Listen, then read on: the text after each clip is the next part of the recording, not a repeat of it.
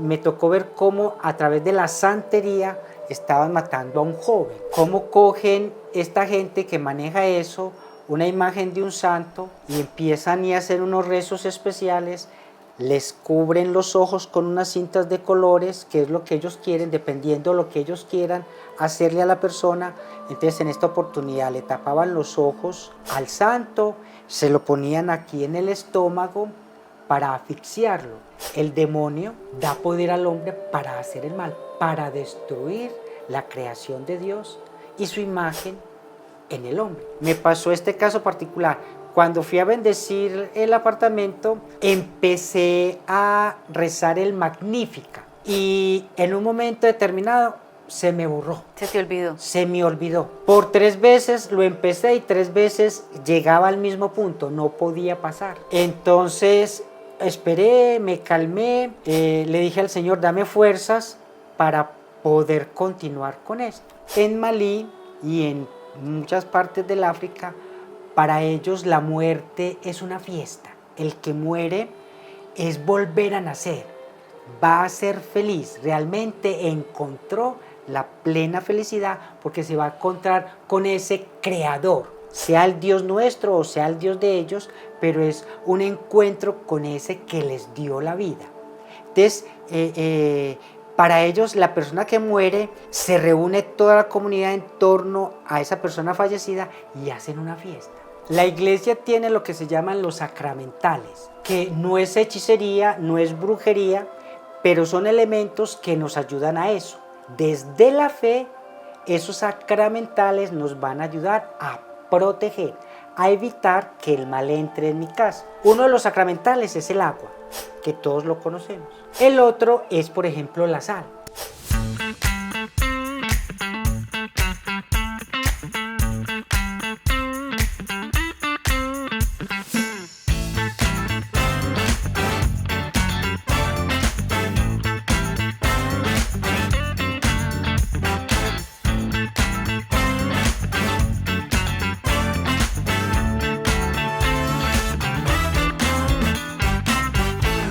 El día que decidí no morir fue mi último podcast, una historia que nos recordó la importancia de la fe, de cuando nosotros estamos convencidos de que hay algo más allá de lo que podemos hacer que nos mantiene la esperanza viva en que algo mejor puede suceder.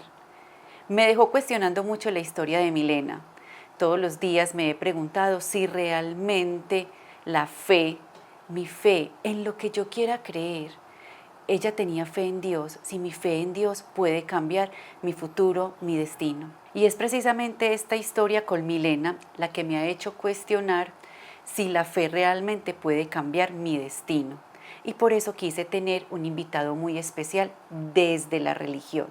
Quiero entender si es mi fe, si es Dios, si Dios es el mismo en diferentes comunidades, y por eso me acompaña un sacerdote misionero, Luis Felipe Naranjo, sacerdote misionero de Yarumal, que ha estado en comunidades en África, en Brasil, en Bolivia, en Venezuela, en Colombia, en Panamá, y que ha encontrado en cada una de ellas a un Dios.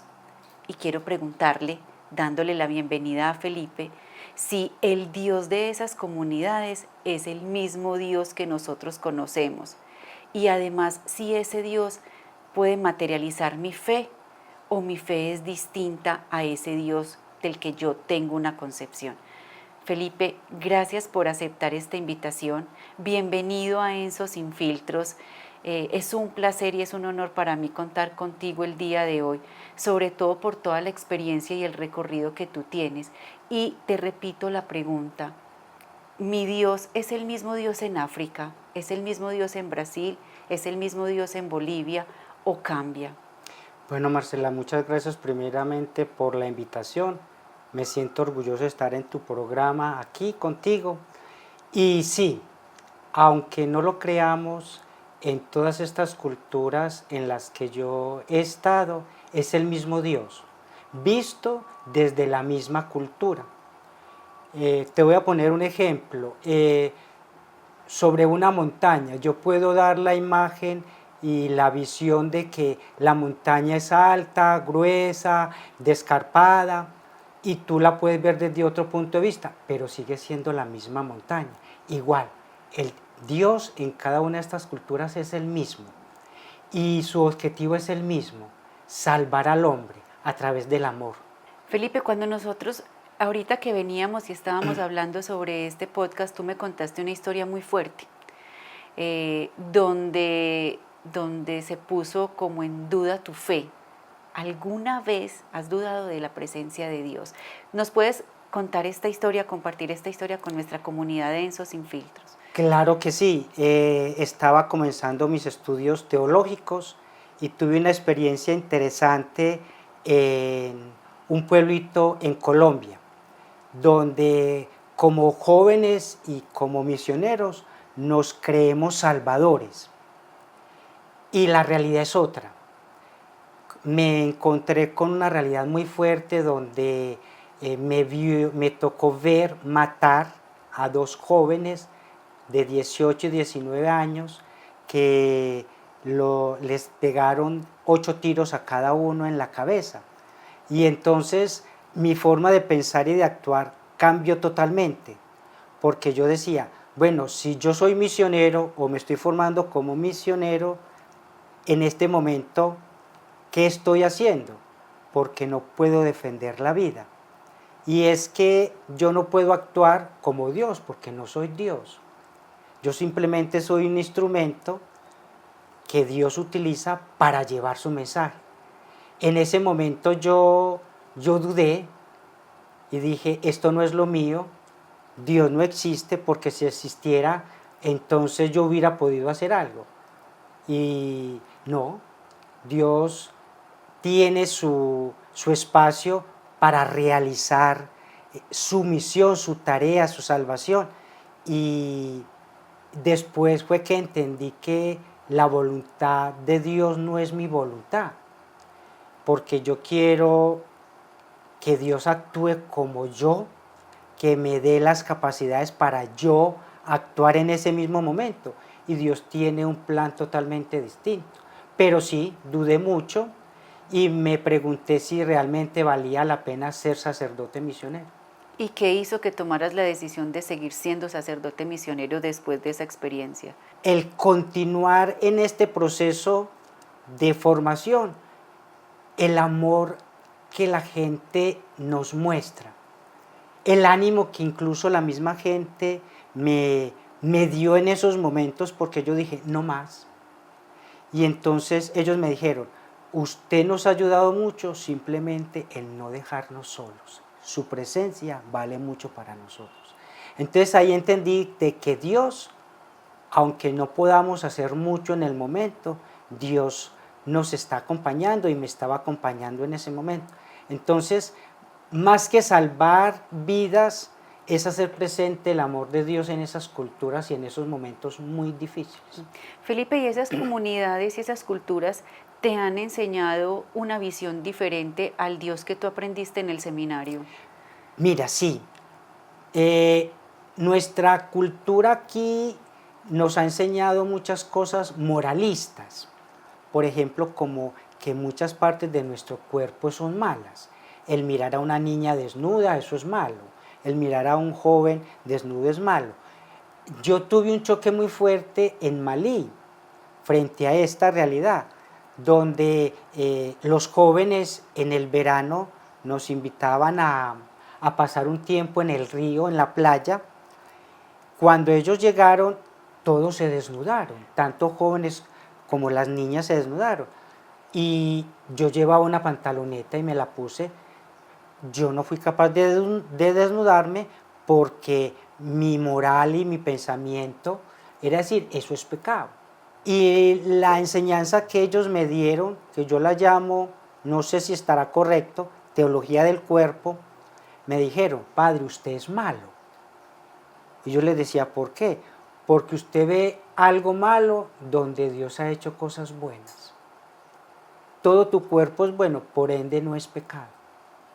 Entonces me dejaron callados. Pero entonces, no te quitaste la pantaloneta. No me la quité. Ajá. Ellos entendieron, me aceptaron, y yo acepté eso.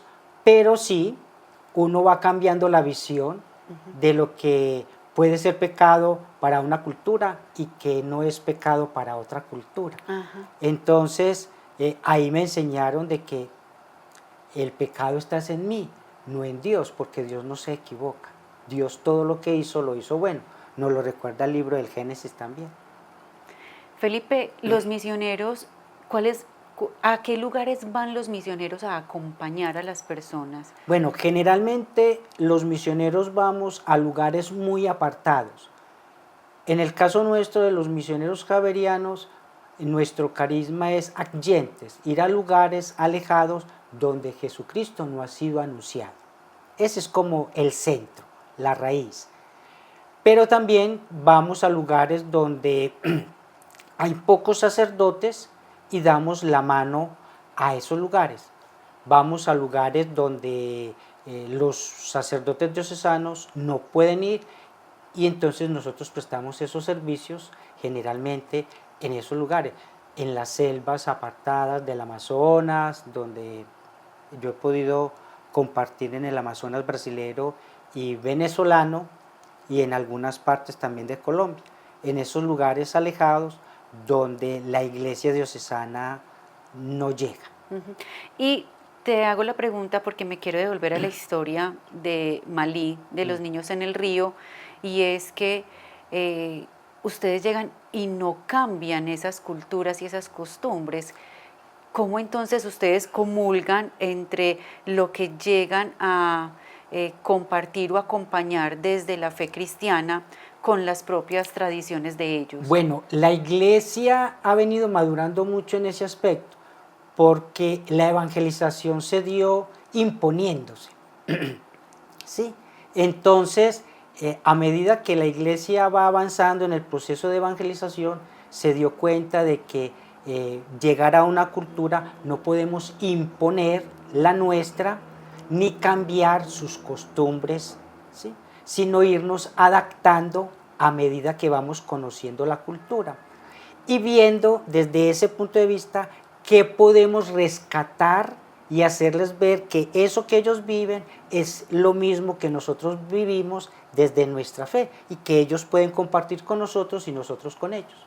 Y, por ejemplo, ¿qué cosas son similares desde nuestra fe y desde lo que tú has visto que ellos practican? Bueno, en Brasil me encontré con algo muy particular y es la historia de la creación del mundo y del género humano, del hombre y la mujer. En Brasil me encontré de que el Dios de ellos, que realmente hace muchos años no recuerdo el nombre, trae en una serpiente al hombre y a la mujer y los deposita en un lugar concreto. Yo tuve la oportunidad de conocer el lugar sagrado y es una piedra grandísima que tiene un hueco donde ellos afirman de que la serpiente depositó ahí al hombre y a la mujer. Entonces vemos cómo ellos le dan un nombre al hombre y un nombre a la mujer, lo mismo que hacemos nosotros, Adán y Eva. Ellos le dan su respectivo nombre y al Dios también. Mirando eso es lo mismo, simplemente que aquí varían los nombres del Dios y de los nombres del hombre y de la mujer. Entonces ahí es donde llegamos nosotros a un acuerdo y decimos, eso que ustedes viven, esa historia que ustedes la tienen, nosotros la tenemos así, simplemente varían los nombres en ese momento y el lugar claro geográfico. ¿Y cuál es el propósito que tienen cuando llegan a estas comunidades? Porque ya estoy entendiendo que llegan y respetan sus tradiciones y sus costumbres. Entonces, el propósito de acompañarlos y de llegar hasta allá es mostrarles que ese Dios en el que ellos creen desde su visión es el mismo nuestro y que nosotros queremos invitarlos a que haya una unidad, ¿sí? Unidad. Y mostrarles que nuestro Dios es un Dios que está presente en toda su cultura y que lo que se pretende es que este Dios de ellos y el nuestro vivan una misma fe y una misma esperanza, que uno encuentra muchos datos y muchas cositas iguales frente a nombres, a lugares, a creencias que simplemente varían, son los nombres, pero es lo mismo. Entonces, lo que pretendemos cuando llegamos a una cultura, primeramente, es mostrar con nuestra presencia, con nuestro servicio, a ese Dios que los ama a ellos, que también ellos son importantes para este Dios que nosotros le presentamos. ¿Y te has encontrado de pronto con casos o experiencias donde se haya querido imponer en esta época nuestra fe y nuestras creencias, y qué ha pasado en esas culturas? Bueno, desafortunadamente han habido muchos misioneros que se les ha olvidado que nuestra primera tarea como misioneros es inculturizarnos en esa cultura. Primero es conocer antes de imponer.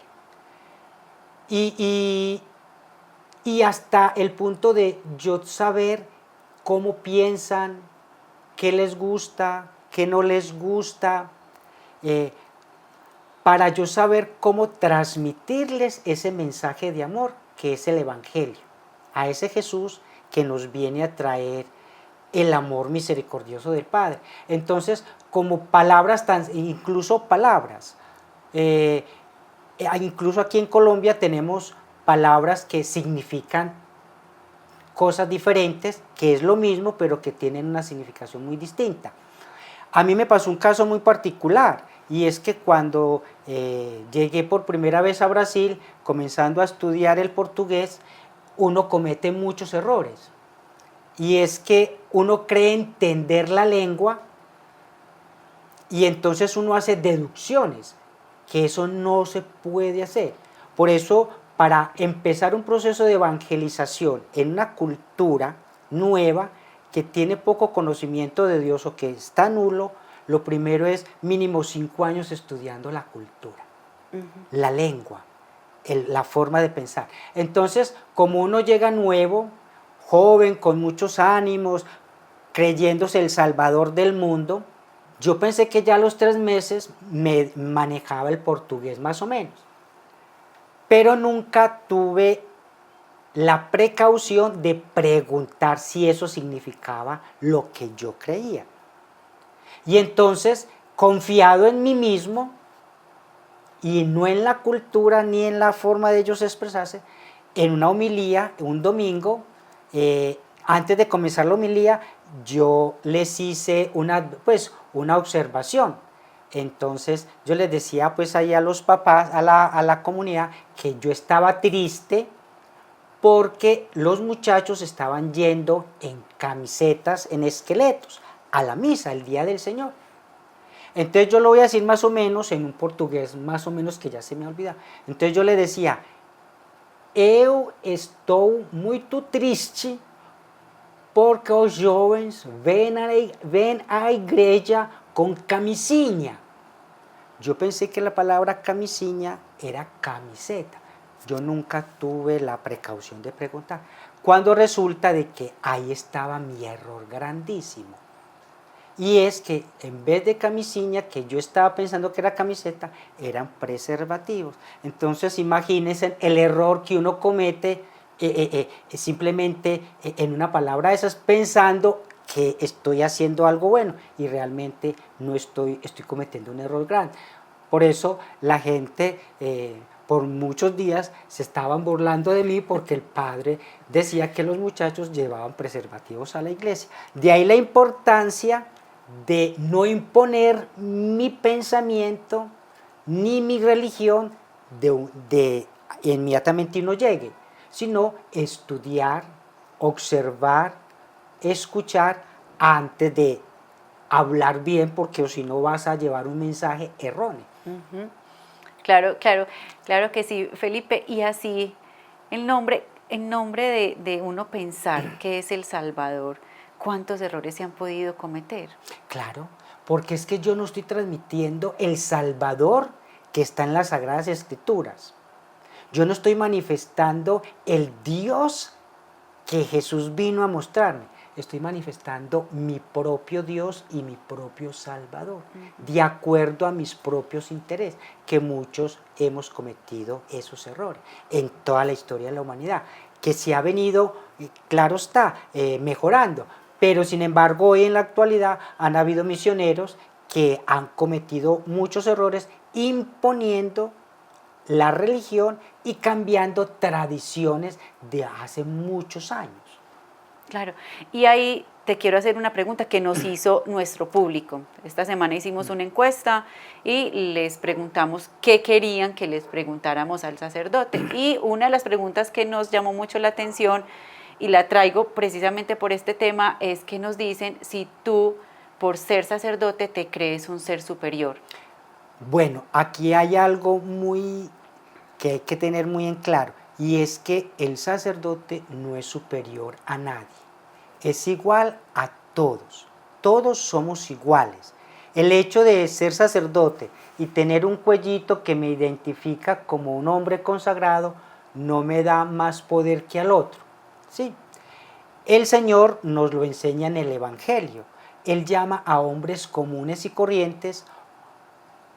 Voy a poner el ejemplo de Pedro. Pedro era un hombre muy ordinario, grosero.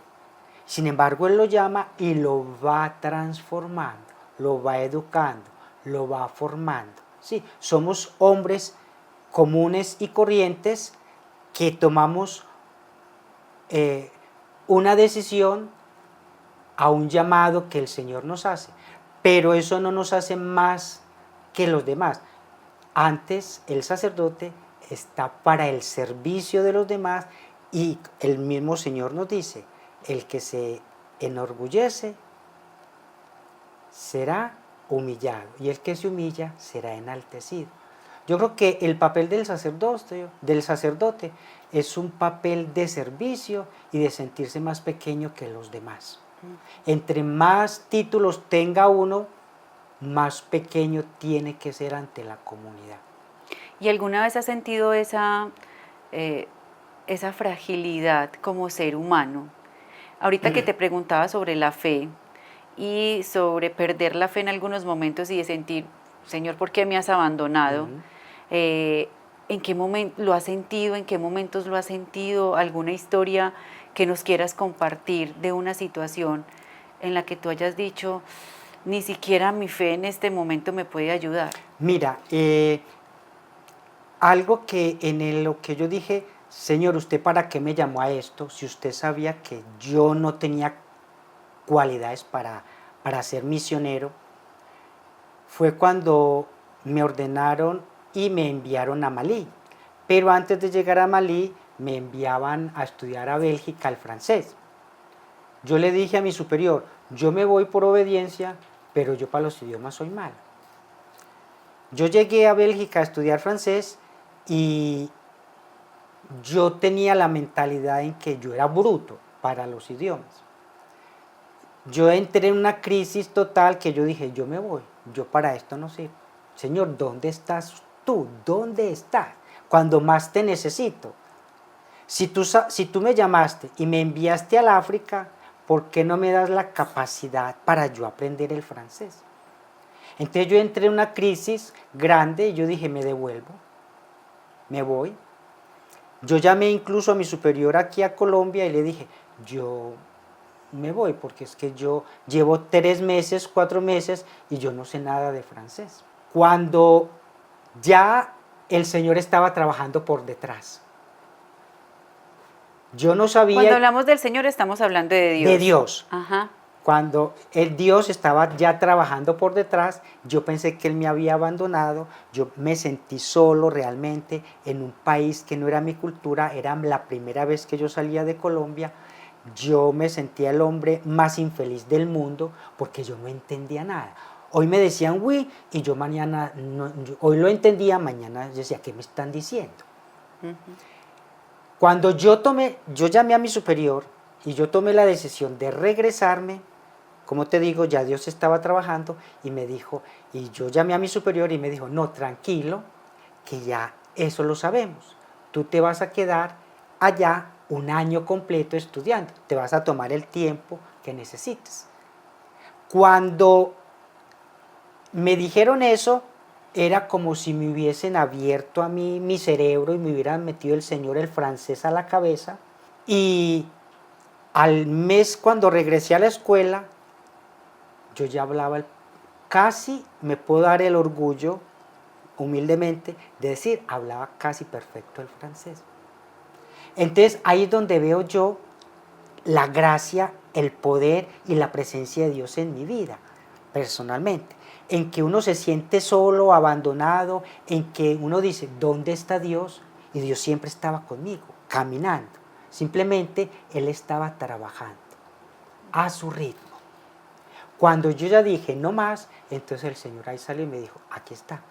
Entonces, a partir de ahí, yo empecé a hablar un francés muy bonito, muy elegante, que ahora ya no lo hablo después, porque ya perdí mi francés, eso hace ya 20 años. No lo practiqué, entonces lo perdí mucho. Pero en el momento, el Señor me mostró que ahí estaba, que nunca me había abandonado. Y que si me llamó desde mis fragilidades, desde mis limitaciones, Él nos da todo.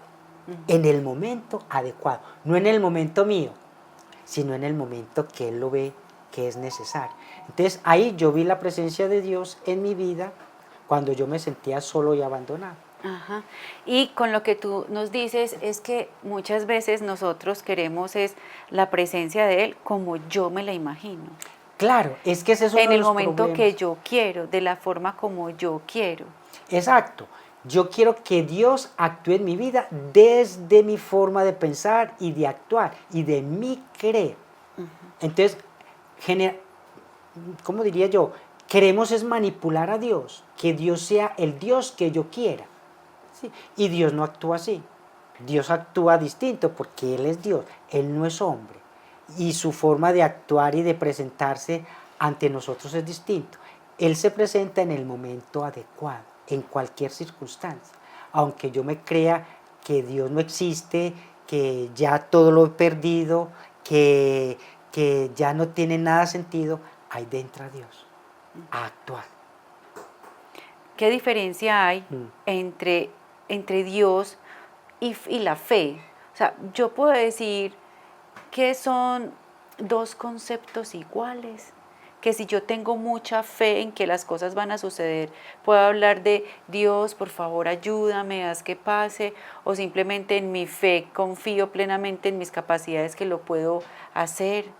Es algo que va A más ver, allá. la fe no implica que Dios haga lo que yo quiera. La fe lo que me ayuda a mí es a tener la certeza de que Él va a actuar en mi vida en el momento adecuado. Y la fe me va a llevar a esa certeza de que eso se va a dar, no es de pronto en ese momento, pero sí después. Y la fe me va a llevar también a mí a guardar una esperanza. ¿De qué? De que Dios va a actuar en mi vida o en la vida de la comunidad. Felipe, me queda muy claro lo que tú nos hablas de esa diferencia, y es que yo no puedo pretender que con mi fe Dios actúe a lo que yo quiero, pero muchas veces en esos momentos y en esos procesos hay mucho sufrimiento y dolor. Entonces, cuando yo no encuentro el alivio a mi sufrimiento en medio de la fe, como tú desde tu vocación, como Dios, como un sacerdote me puede acompañar a mí, ¿hay alguna forma en que la fe me ayude a sobrellevar mi sufrimiento y mi dolor? El mismo dolor, digo yo, es un proceso que el Señor permite, Dios permite, para examinarme frente a por qué estoy sufriendo yo. El dolor me ayuda a mí a verificar y a corregir muchas cosas que yo había hecho. ¿Sí? Ese dolor me lleva a mí a mostrarlo, por ejemplo, a una persona que está pasando un momento difícil en su vida, a mostrarle de que en medio de ese dolor, de ese sufrimiento, Dios la está acompañando a través de sus hermanos. ¿Sí? Dios a lo mejor no lo siente en ese momento porque hay un dolor muy profundo, Pero Dios está ahí. ¿En quién? En ese hermano que está a tu lado, que te está consolando, que te está acompañando, que te está diciendo, no estás sola. ¿Sí? Y el dolor nos sirve además para purificarnos desde esa fe. ¿Sí?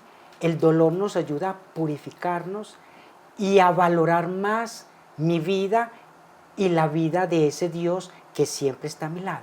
Es un poquito complejo porque nosotros evitamos mucho hablar y vivir el dolor y el sufrimiento.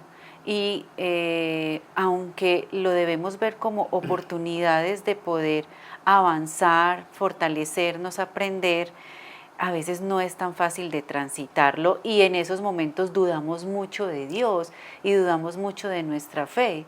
Entonces yo creo que es una gran invitación para toda nuestra comunidad a permitirse esos momentos y también a permitirse encontrar su fe y su Dios transitándolos y lo que a veces decimos, no es el por qué sino el para qué lo estoy viviendo. Exactamente. Mira que el Señor nos enseñó a través del sufrimiento de la cruz cómo podemos ganar la vida. Él muere en la cruz, pero para darnos vida a nosotros. Él recoge todo ese dolor para que yo viva, para que yo sane, para que yo renazca. El dolor fue lo que le permitió a Jesús entrar nuevamente en el reino del cielo, establecer esa alianza que se había roto entre Dios y el hombre.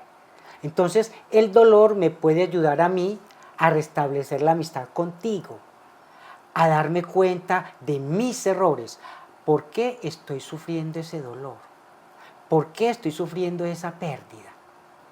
El dolor me ayuda a mí a hacer un pequeño examen sobre por qué estoy sufriendo, cuando Dios no quiere que yo sufra. Si estoy sufriendo es porque yo mismo cometí un error. Felipe, ¿y cuando el sufrimiento me lo causa otra persona? Y te quiero preguntar, ahorita tú decías que Dios habita en todas las comunidades independiente de sus costumbres y de sus tradiciones. El mal también habita en todas las comunidades independiente de sus costumbres y tradiciones. Cuando ese dolor se lo causa otra persona a través de hechicería, de magia negra, ¿qué pasa ahí? ¿Te ha tocado experimentarlo? ¿Lo has visto? ¿Es similar en todas las culturas que has acompañado? Bueno, desafortunadamente el mal existe desde la creación del mundo. Eso lo vemos y el mal surge por la envidia. El mal existe por eso, por no ver la creación perfecta de Dios que vivía feliz, como era el hombre y la mujer. Entonces entra el mal a actuar. ¿Por qué? Por envidia. Entonces ahí es donde destruye la felicidad del ser humano. ¿Sí? Y claro, el mal existe en todas las culturas y se manifiesta en diferentes formas. Yo tuve la experiencia de vivir en Brasil, en el Amazonas, una experiencia dura y muy impactante, y fue que pues yo no creía en eso. Yo decía que eso era mentiras, que eso era para asustarnos a nosotros. La brujería. La brujería y la santería en una comunidad en Brasil, y cómo la envidia, el por qué no actúan como yo quiero, entonces empieza ese proceso de el mal. Entonces me tocó ver cómo a través de la santería estaban matando a un joven. Cómo cogen esta gente que maneja eso, una imagen de un santo, y manejan y empiezan a hacer unos rezos especiales, les cubren los ojos con unas cintas de colores, que es lo que ellos quieren, dependiendo de lo que ellos quieran hacerle a la persona. Entonces en esta oportunidad le tapaban los ojos al santo, se lo ponían aquí en el estómago para asfixiarlo y que no quedara viendo. Y entonces estábamos en ese momento en una pequeña reunión cuando cae un joven al piso y decía, me estoy quedando ciego, no puedo respirar, no puedo respirar, y llegó un momento en que entró, inconscientemente quedó, y entonces llega otra persona de la comunidad y dicen, vayan a la capilla que le están haciendo, lo están rezando a través de este santo. Y como buen chismoso, perdónenme la palabra, fui a mirar cuando sí realmente la imagen del santo lo tenían tapado los ojos y con una cinta en el estómago pues del santo, y el muchacho se estaba muriendo asfixiado. Cuando le cortan las cintas, el muchacho vuelve en sí. Entonces el mal existe, y aunque digan que no lo hay, lo hay. Y desde ahí yo, pues para mí fue muy impresionante, porque desafortunadamente el hombre tiene poder sobre eso. El mal, el demonio, da poder al hombre para hacer el mal, para destruir la creación de Dios y su imagen en el hombre. Entonces sí se da en muchas facetas, pero se da, es el mismo mal, y desafortunadamente aparece también en los orígenes de la creación.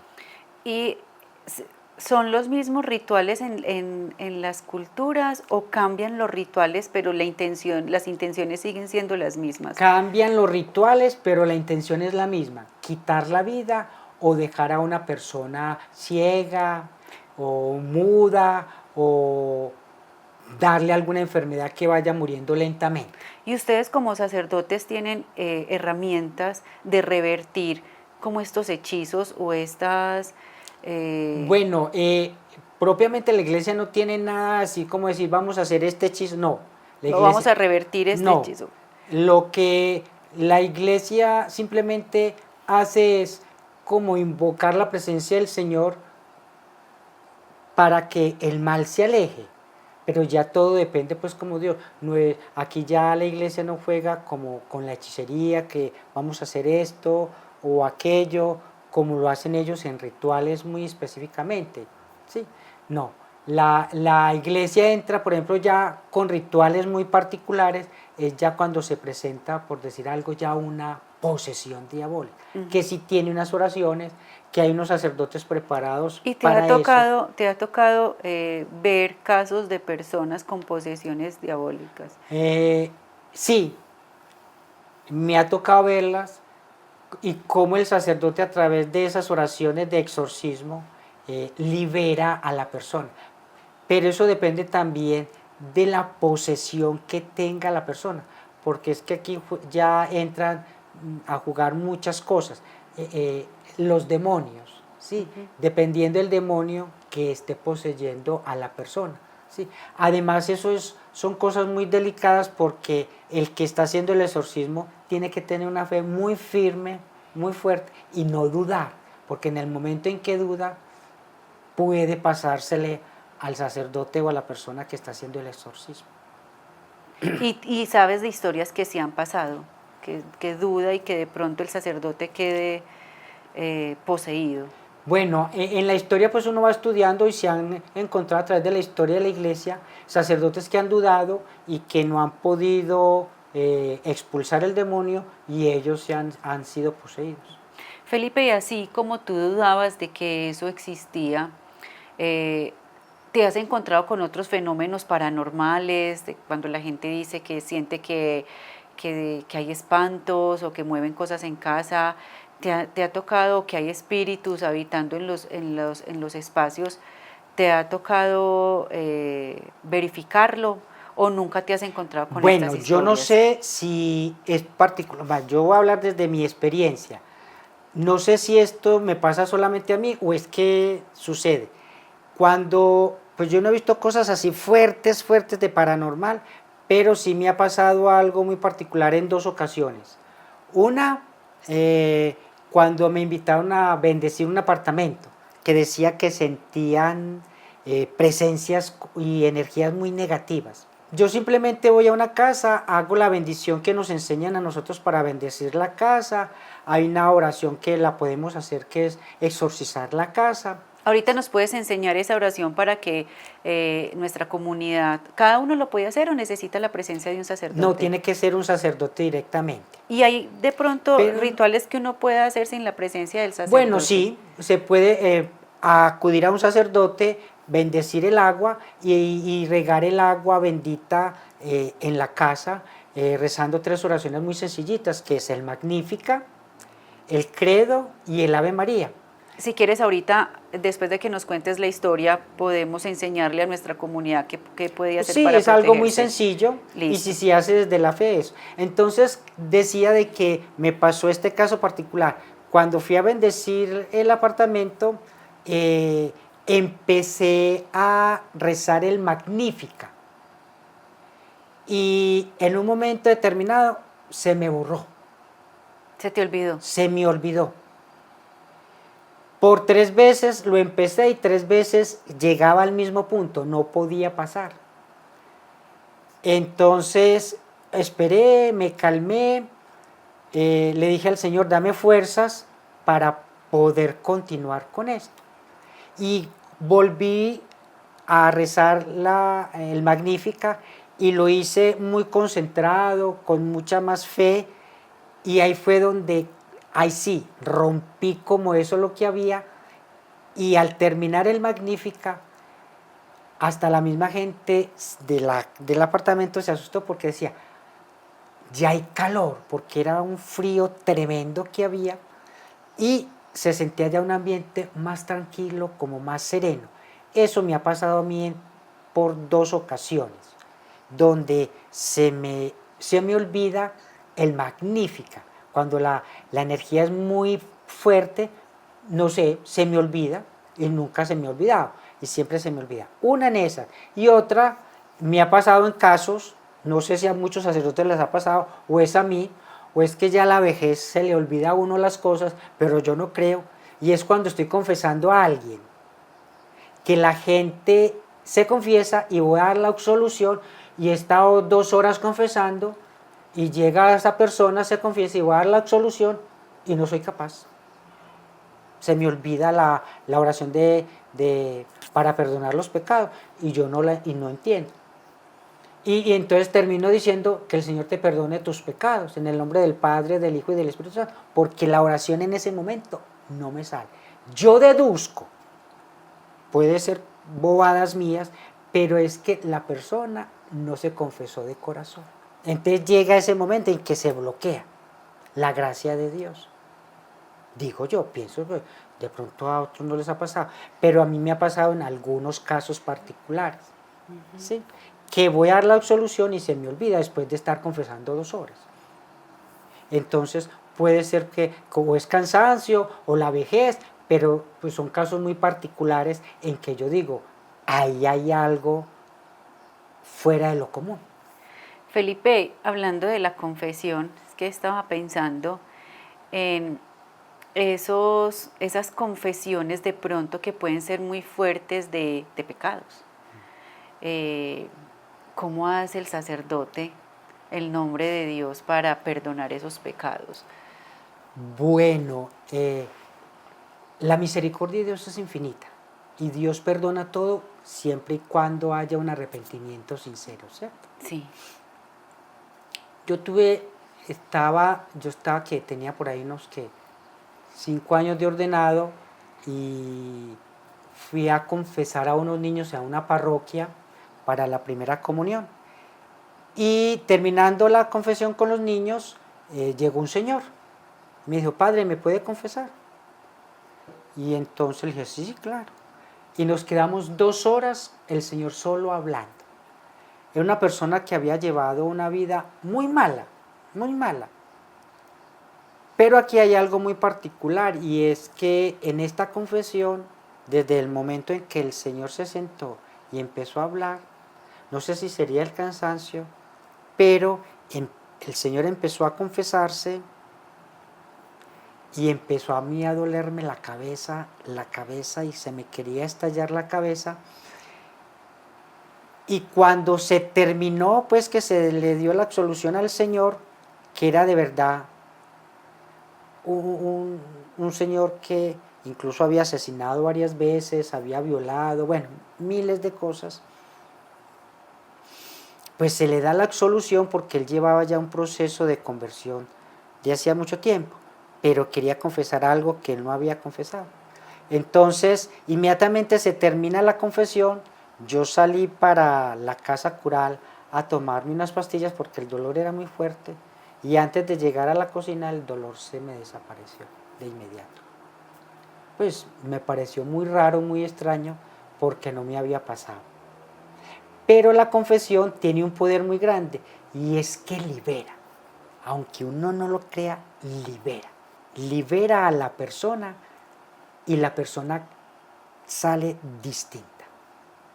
La misericordia de Dios es tan grande que lo transforma a la persona en ese momento cuando la persona se confiesa de corazón y se arrepiente sinceramente. La persona sale diferente, totalmente. Es un misterio que desde la fe no se puede explicar, ni desde la ciencia, pero que la misma gente dice, soy otro. Y que a partir de ahí la gente actúa diferente. Hay otros misterios que desde la fe y desde la ciencia tú hayas visto que no tienen explicación. Hay muchas cosas que la ciencia no puede explicar, pero que la fe me da la certeza de que sí es. Por ejemplo, ¿quién me asegura a mí o quién nos asegura a nosotros, desde cualquier punto de vista, de creencia, que la Virgen sí subió al cielo en cuerpo y alma? La ciencia no nos puede asegurar eso. El Evangelio no nos dice de la ascensión de la Virgen, nos habla la tradición de la Iglesia, que la Virgen subió al cielo en cuerpo y alma. Eso a mí me da la certeza, desde mi fe, de que eso sí sucedió. Aunque la ciencia me diga, eso es mentira. Desde mi fe, desde lo que yo creo, me da la certeza de que eso sucedió. ¿Sí? Y que eso la ciencia no nunca lo va a poder averiguar, como puede averiguar sobre que Jesús sí existió, que ya está comprobado científicamente, que Dios existió, que murió, ¿sí? Y que resucitó, porque ya se habla de personas, por ejemplo, de un gran filósofo e historiador romano, Flavio Josefo, que él escribe en la historia romana afirmando de que Jesús sí existió. Entonces ya se da la certeza de que Jesús sí existió, ¿sí? Y que a través de la sábana de Turín también hay una certeza de que Él sí existió. La asunción de la Virgen no, pero mi fe me da la certeza de que sí sucedió. ¿Y ahí por qué es tan importante la fe? Porque la fe es la que me mantiene a mí vivo y me da la esperanza de que eso, por ejemplo, sí existió y de que yo voy a alcanzar eso que se me está prometiendo. El hombre es un ser de esperanza, un hombre que está buscando siempre el bienestar y siempre se ha preguntado qué sucede después de la muerte. Para nosotros la fe nos da la certeza de que hay una vida mucho mejor después de la muerte. Felipe, acabaste de tocar un tema muy importante que te quería preguntar frente a la muerte, pero antes de hacerte la pregunta, quiero hacerle una invitación muy especial a nuestra comunidad. Y es que tenemos un gran reto de aumentar el número de nuestros suscriptores al canal de YouTube. Entonces los voy a invitar a que nos apoyen y a que se suscriban en YouTube a Enzo Sin Filtros y a que nos ayuden a cumplir con este gran reto que tenemos. Y ahora sí te quiero hacer esa pregunta. Nosotros también tenemos mucho miedo a hablar de la muerte. Este año particularmente en nuestro canal hemos hablado sobre la muerte, sobre la reencarnación, sobre si existe la vida más allá de la vida. Hablamos con Milena sobre su fe y cómo ella le decreta a Dios que ese día no se va a morir. Te quería preguntar, Felipe, por ejemplo, en las diferentes culturas que tú has acompañado, ¿qué concepción tienen ellas de la muerte?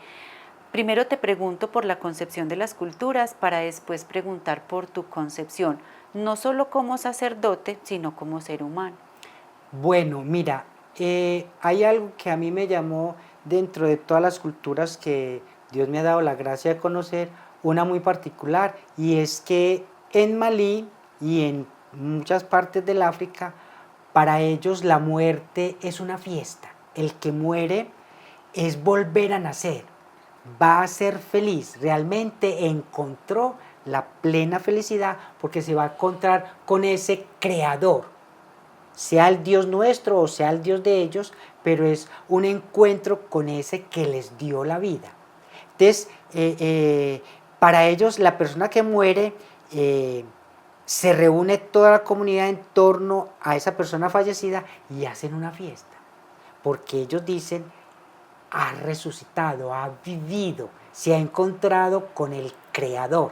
Entonces, para ellos la muerte es una fiesta, es alegría. Lo contrario que es para nosotros. Para nosotros la muerte es un total fracaso, nos destruye, para muchos todo termina ahí, para ellos no. En cambio para ellos lo que para nosotros es fiesta, como es el nacimiento de un bebé en el hogar, para ellos es dolor, para ellos es luto, para ellos es tristeza, porque esa criatura que ha nacido viene a sufrir. Se amarra en un espacio determinado. Entonces, para ellos la vida cuando nace es dolor, es sufrimiento. Lo que para nosotros es alegría, para ellos es tristeza. Entonces me llamó mucho la atención porque ellos mueren y a mí me impresionó mucho, porque yo decía, pero ¿estos qué les pasa? ¿Por qué no respetan? Si alguien está muerto, ¿por qué están tomando? Se emborrachan, hacen fiesta, comen, hacen las mejores comidas en torno al muerto. Entonces para mí yo pensaba miles de cosas, estos se van a condenar, no respetan, no sé qué, pero es la visión de la cultura, que es volvemos a lo anterior, tengo que estudiar primero la cultura para no ir a cometer errores, para no ir a implantar la mía. Y por ejemplo, esa concepción de ellos cambió en algo la concepción tuya. Pues sí, bastante. Mira, porque para mí la muerte ya no es morir, sino ganar a Dios en mi vida. Para mí primero morir era un terror grandísimo, porque yo no sabía qué me iba a pasar al otro lado, porque tenía la concepción de que yo me iba a morir y quién sabe qué me iba a pasar, que me iba a condenar. No, ahora la visión mía de la muerte es romper esa cadena que me separa del amor grande de Dios. Es encontrarme con ese Dios que me ama y que me espera con los brazos abiertos. O sea, para mí la muerte es ganancia, lo que decía San Pablo. ¿Tú no crees en la reencarnación? No, porque darle prioridad o creer en la reencarnación es quitarle a Dios el puesto que Él me ha dado a mí dentro de la creación. ¿Cómo? En que yo nunca voy a morir, sino que voy a estar en una constante repetición, porque mi pecado me va a permitir a mí de estar reencarnándome. Y en cambio, desde mi fe, el morir y el resucitar me está diciendo de que Dios me está premiando. Si yo me manejé bien en la vida, entonces yo voy a gozar de ese paraíso que Él me prometió. La reencarnación me está castigando constantemente. Usted fue muy malo, entonces se va a reencarnar en un perro. Si usted fue malo, entonces se va a reencarnar en una vaca. Si usted está mal, entonces de acuerdo a mi pecado, la reencarnación me está castigando constantemente hasta que yo me purifique. Entonces para mí la reencarnación no tendría sentido. Porque si Dios me promete a mí que yo muero y si hice lo que Él me pidió, yo voy a resucitar y voy a estar a su lado. La reencarnación me está diciendo a mí, usted sigue ahí hasta que yo quiera. ¿Y esa resurrección cómo se da? Esa resurrección desde la fe se da con un cuerpo glorioso, un cuerpo ya purificado. No es un cuerpo que se materializa acá. No, no es un cuerpo que se materializa, es un cuerpo semejante al que Jesús cuando Jesús resucita. Por eso le dice a María, cuando Él resucita, le dice, no me toques, porque no he subido al Padre. ¿Sí? Es un cuerpo totalmente distinto, glorificado, purificado. Entonces, es un cuerpo totalmente distinto, pero es un cuerpo donde va a estar la plenitud de Dios en mí. ¿Sí me hago entender? Es totalmente distinto a este cuerpo. Este cuerpo desaparece, pero va a ser revestido por un cuerpo glorioso. Felipe, de la religión católica, ¿se han adoptado símbolos de otras religiones o de otras culturas? Sí, al comienzo del cristianismo, cuando prácticamente se oficializa el cristianismo en el siglo III más o menos, con Constantino, la iglesia, el cristianismo, retoma signos que están sumergidos en esa religión pagana. Un signo muy sencillo, pero muy impactante, son los ornamentos que nosotros sacerdotes utilizamos. Esos ornamentos no eran cristianos.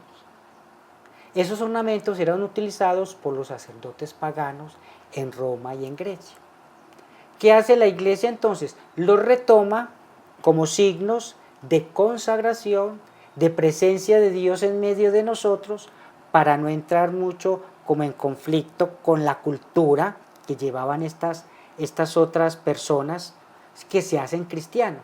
Entonces la iglesia retoma, por ejemplo, eso, los ornamentos, y los cristianiza y les da un significado de consagración, de servicio, ¿sí? Donde el sacerdote se reviste de la gracia de Dios con los ornamentos. Otro más así sencillito, pues para no entrar en mucha teología, porque sí, pero una de las fiestas nuestras, el 25 de diciembre, que nace Jesús. Jesús no nace en diciembre, todos lo sabemos que Jesús no nace en diciembre, sino que nace más o menos entre marzo y abril. Pero había una fiesta pagana que era la fiesta del sol, el 25 de diciembre. Entonces la iglesia, para cristianizar esa fiesta pagana, decide en uno de los concilios poner esa fiesta del 25 de diciembre, que era dedicada al sol, en el nacimiento de Jesús, como símbolo de que Jesús es la luz, es el sol del mundo. Entonces por eso ponemos esa fiesta que era dedicada al sol, la ponemos como Jesús el sol, la luz. Jesús es la luz del mundo. Entonces por eso colocamos el 25 de diciembre, que era una fiesta pagana, la cristianizamos con el nacimiento de Jesús. ¿Y qué es completamente como original de esta religión, que no haya adoptado de otra cultura? Hay muchas cosas, el origen, la evangelización. ¿Qué es lo central de la iglesia? O sea, que no se ha retomado de otras culturas, pero que las hay. Pero ¿qué es el origen? Es el amor y la unidad y la fraternidad. ¿Por qué se conocía a los primeros cristianos? ¿Por qué se distinguían ellos? Las otras religiones decían, miren cómo se aman. Entonces, el amor es la esencia de nuestra fe, de nuestra religión, que no se retomó de otras culturas o de otras creencias, que las pueden haber, pero el origen es el amor. Felipe, hablando desde el amor, ¿te parece si en un acto de amor con nuestra comunidad les enseñamos entonces de pronto rituales con los cuales cada uno se pueda proteger, porque ya nos dijiste que el mal existe, un ritual con el que se pueda proteger, proteger su hogar, proteger su persona? ¿Qué les podemos como entregar a nuestra comunidad? Bueno, la iglesia tiene lo que se llaman los sacramentales, que no es hechicería, no es brujería, pero son elementos que nos ayudan a eso. Desde la fe, esos sacramentales nos van a ayudar a proteger, a evitar que el mal entre en mi casa. Uno de los sacramentales es el agua, que todos lo conocemos. El otro es, por ejemplo, la sal, que tanto el agua como la sal están sumergidas en las Sagradas Escrituras.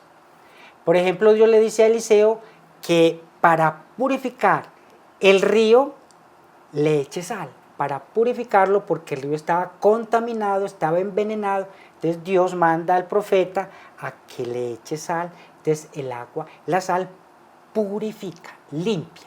Lo mismo que el agua limpia y purifica a la persona, nos limpia pues de todo, ¿cierto?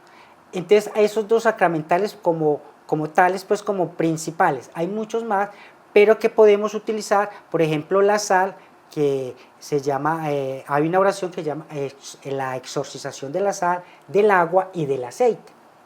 Entonces la gente puede acudir al sacerdote para que le exorcice el agua, la sal y el aceite, que incluso dentro de la oración de exorcización se utiliza para que las personas la empleen en los alimentos y se libren de males. Hay por ejemplo, la exorcización del agua, se exorciza el agua y se empieza a rociar de atrás de la casa hacia adelante, hacia afuera, rezando estas tres pequeñas oraciones que te decía anteriormente: el Magnífica, el Credo y el Ave María. Así, desde la fe, no es hechicería, no es brujería, pero desde la fe yo voy a hacer eso y eso me va a hacer que me proteja mi casa. Si hay algún ambiente un poquito pesado, yo hago eso y desde la fe puedo proteger mi casa. Tú no puedes exorcizar, por ejemplo, si hicieras la oración y las personas pusieran una botellita de agua o algo, desde acá no quedaría exorcizado, No, hay que tenerlo físico. Tiene que ser físico, sí. Pero por eso digo, pueden acudir al sacerdote que les bendiga el agua, el aceite y la sal, los exorcice y lo pueden llevar a la casa. Acabaste de decir algo y es que en los alimentos, o sea, yo esa sal que me exorcizan la puedo utilizar en mis alimentos. Claro, y el agua exorcizada para los alimentos. Primero para la salud, ¿sí? Sí. Eso puede curar enfermedades, dependiendo pues de mi fe, ¿cierto? Porque sí, aquí eso no es brujería. O sea, acá pasa como lo que nos explicaste ahorita con el sacerdote que hace exorcismos. Si yo dudo, exacto, no tiene ningún efecto. No tiene ningún efecto, ¿sí? Es igual. Sí. Estos son sacramentales que la Iglesia nos presenta para ayudarnos a combatir el mal. Sí. ¿Sí? Entonces está la sal, donde yo puedo colocar sal en 4 lugares específicos de mi casa por un mes, en 4 lugares. ¿Y esos 4 lugares cuáles serían? ¿En esquinas? En las esquinas de la casa, de la parte de atrás, y 4 en la parte de adelante, donde nadie los vea, ¿cierto? Con el fin de proteger de malas energías, de envidia, de hechicerías y de todas estas cosas que... ¿Esa sal cómo la pongo, Felipe? ¿En una bolsita o la tiro pues en se granitos? Recomienda, pues, yo no soy experto en esto, pero lo poquito que he aprendido y me han enseñado, se echa un poquitico de sal, una cucharadita de sal, en una bolsita, negra, se amarra y se coloca en 4 lugares en las esquinas de la casa o del apartamento, rezando estas 3 oraciones. Si yo las hago con fe, pues eso me va a proteger a mí y a mi familia. Recordemos las oraciones: el Magnífica. El Magnífica, estaría el Magnífica, el Credo, y está la oración de el Ave María. Perfecto. Esa sal la pongo ahí. ¿Cuál es la sal? Hago exorcizar entonces otra sal que es la que voy a consumir con los alimentos. Entonces, es la misma sal que se puede consumir con los alimentos, esa la puede utilizar para eso. ¿Sí? Perfecto. Se deja más o menos un mes y al mes se saca y se echa por agua corriente. Perfecto. El agua. ¿Qué hago con el agua? El agua se puede tomar, ¿sí? O se puede regar en la casa, cada 8 días, dependiendo pues, y se riega de atrás para hacia adelante, haciendo estas mismas oraciones. Sí. ¿Y con el agua puedo proteger las puertas? Claro. Pues yo personalmente cuando lo hago, esto no es pues un rito establecido, no. Sí. A mí me gusta que en cada habitación, en las puertas, yo le hago una cruz con el agua exorcizada en cada una de las puertas de la casa. En la parte de atrás de la puerta. En la parte de atrás. Sí. Sí, como para proteger pues todo esto. Estos son sacramentales, pero es que no es un ritual pues así oficial. yo lo hago particularmente así para que el mal pues no entre, porque la cruz es la que nos protege a nosotros, es la que nos da la vida. Jesús murió pues en ella con ese fin, ¿cierto? Entonces la cruz es la que va a detener el mal, ¿sí? Porque el mal le tiene miedo a la cruz. ¿Cada cuánto lo debería hacer? Pues eso depende pues de mucho. O sea, si yo tengo una fe firme y fuerte, con una sola vez basta, ¿cierto? Pero es bueno periódicamente, porque a nuestras casas y a nuestros apartamentos llega mucha gente, ¿sí? Con muy mala energía, ¿cierto? Con mucha negatividad. Entonces todas esas cosas se van quedando en nuestra casa. Es por lo menos una vez al año. Puede ser una vez al año o 2 veces al año, como para limpiar, no con el signo de brujería, no, sino con el fin de desde lo sacramental ayudar a proteger mi casa, para ¿cierto? que no me entren esas energías negativas. ¿Y cada cuánto me la tomo? Cada que tú puedas tomártela, porque eso puede ser para dolores, para cosas enfermedades que uno tenga, pues así, y tú te la tomas desde la fe. Lo mismo el aceite. ¿Qué tipo de aceite? Cualquier tipo de aceite. Aceite de oliva. Ajá. Un aceite de oliva. En el Nuevo Testamento, el apóstol Santiago nos lo recuerda, de que si hay alguien enfermo en casa, únjanlo con el aceite para que se sane. Entonces es un mandato del Señor. Si la persona, dice Santiago, tiene fe, la persona se va a curar. Entonces es muy importante eso, la fe. Si yo no tengo fe, las cosas no van a funcionar. Ahí está el secreto de todo esto. Ajá. La fe. Yo puedo mezclar ese aceite de oliva exorcizado con la sal, por ejemplo, y ungirme en un baño una vez. No, o sea, se puede mezclar la sal con el agua. Pero no con el aceite. No con el aceite. Con esta invitación de Felipe me quiero quedar. No son los rituales, no solo es el agua, no solo es la sal, no solo es el aceite. Es la fe la que nos mantiene a nosotros, con la esperanza de que todo lo que queramos en la vida se nos puede materializar. Pero igual aprovechemos el regalo para protegernos, para proteger a los seres que más amamos, para proteger nuestra casa, para proteger nuestra vida. Entonces, con esto, muchas gracias por acompañarnos en este capítulo de Enzo Sin Filtros. A Felipe, muchas gracias por todo lo que nos has compartido, por tus experiencias, por tus historias, por el regalo que nos acabas de dar. Ha sido de verdad un placer escucharte y tenerte hoy con nosotros. No, gracias a ti, Marcela, por invitarme a tu programa, y quedo muy contento porque ojalá esto que hemos compartido les haya servido a la gente. Claro que sí, a todos les ha servido mucho. Vuelvo y les recuerdo, mantengan siempre su fe en lo que usted quiera, pero su fe intacta. Y les vuelvo a recordar la invitación que tenemos con nuestro reto de suscribirse a nuestro canal en YouTube de Enzo Sin Filtros. Ayúdennos a cumplir con este gran reto que tenemos. A todos ustedes muchas gracias y hasta que nos volvamos a encontrar en un siguiente episodio de Esto es Enzo Sin Filtros.